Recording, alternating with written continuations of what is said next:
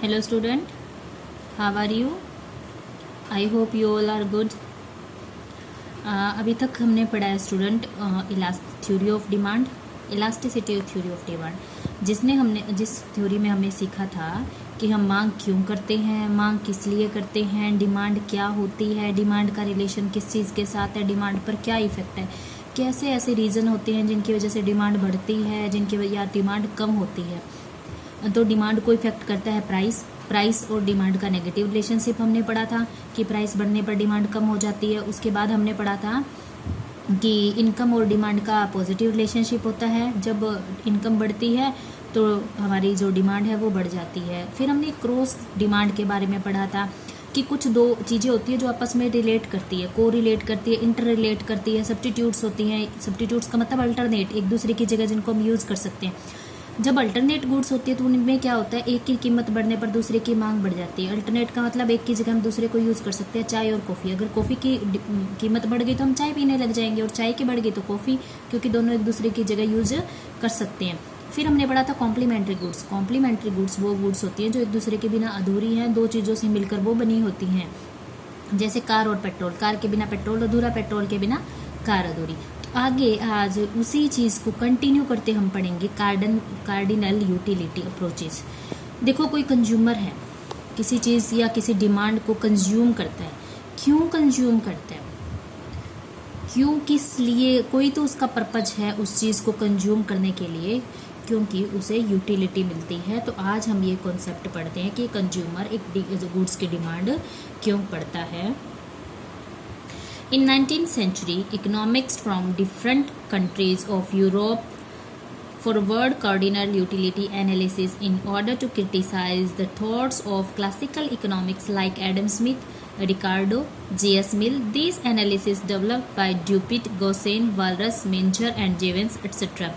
कहते हैं कि जो क्लासिकल इकोनॉमिक्स थे उन्होंने यूटिलिटी की कॉन्सेप्ट पर काम किया। उसमें से एडम स्मिथ जो फादर ऑफ इकोनॉमिक्स हैं, रिकार्डो, जीएस मिल, ये क्लासिकल इकोनॉमिक्स है। क्लासिकल इकोनॉमिक्स क्या करते थे, हर चीज़ को फ्लेक्सिबल मानते थे कि फ्लेक्सिबिलिटी होती है एवरीथिंग में, अपने आप ही एडजस्टमेंट होकर इक्विलिब्रियम की कंडीशंस आ जाती है। उसके बाद कुछ हमारे जर्नल जो है इकोनॉमिक्स हैं, जैसे ड्यूपिट, गोसेन, वालरस, मेंजर, इन्होंने ना वेलफेयर इकोनॉमिक्स को डिफाइन किया है। तो इन सब ने बताया कि एक यूटिलिटी एक कॉन्सेप्ट है, यूटिलिटी में एक पावर है, वो सेटिस्फाई करती है ह्यूमन्स वांट्स को, मनुष्य की आवश्यकताओं को संतुष्ट करने की जो पावर होती है वो होती है यूटिलिटी।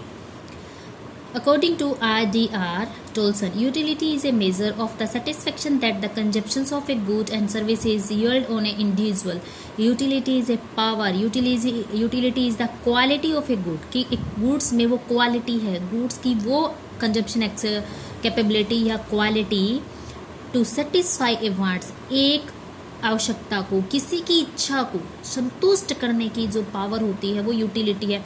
अब हमें भूख लगी है, हम खाना खा लेते हैं, तो जो हमने खाना खाया, जो चीज़ हमें खाया, वो हमारी यूटिलिटी है।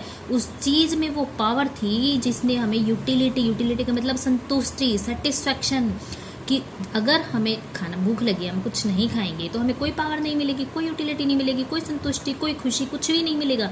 लेकिन अगर हम कुछ खाएंगे तो उस चीज़ में वो क्वालिटी है जो हमारी वांट्स को सेटिस्फाई कर रहा है, तो वो कहलाता है यूटिलिटी। एक कंज्यूमर अपन किसी भी गुड्स का कंजप्शन क्यों करता है, क्योंकि उसको बदले में यूटिलिटी मिलती है। यूटिलिटी मतलब सेटिस्फैक्शन मतलब संतुष्टि का मतलब इच्छाएं पूरी होती हैं। एक कंज्यूमर किसी भी गुड्स की डिमांड इस पर्पज से करता है क्योंकि उसे उसके बदले में यूटिलिटी मिलती है, उसके बदले में उसे उसकी वांट्स सेटिस्फाई होती है। जब हम यूटिलिटी को मेजर कर सकते हैं नंबर्स में 1 2 3 4 5 6 एटसेट्रा, उसको बोलते हैं cardinal utility. Utility two types की होती है, एक कार्डिनल एक ऑर्डिनल। कार्डिनल का मतलब जिसको काउंट कर सकते हैं 1 2 3 4 5 एटसेट्रा, और ऑर्डिनल यूटिलिटी वो होती है जिसको काउंट नहीं किया जा सकता, जिसको मेजर नहीं किया जा सकता। Cardinal number are those numbers which can be added or subtract, जिसमें हम ऐड भी कर सकते हैं और सब्सट्रैक्ट का मतलब है माइनस भी कर सकते हैं, घटा भी सकते हैं। Fisher has used the term util as the measure of utility. Fisher एक इकोनॉमिस्ट हैं, ठीक है, उन्होंने यूटिलिटी को मापने के लिए एक टर्म दी जिसका नाम है यूटिल। कि जैसे हम 1 2 3 4 5 में मैं पूछूं आपका कितने पेन है, आप कहोगे मैम 2 है 3 है, हमने काम माप लिया ना उसको। उसी तरीके से यूटिलिटी को मापने के लिए एक टर्म्स दी, यूटिल जिसको बोलते हैं, वो फिशर ने दी थी। कुछ फीचर्स हैं इसकी, देखो।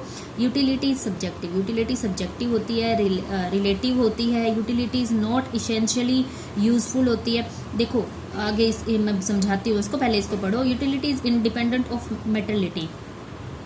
यूटिलिटी सब्जेक्टिव यानी कि हर एक व्यक्ति की अलग अलग हो सकती है, किसकी कुछ है।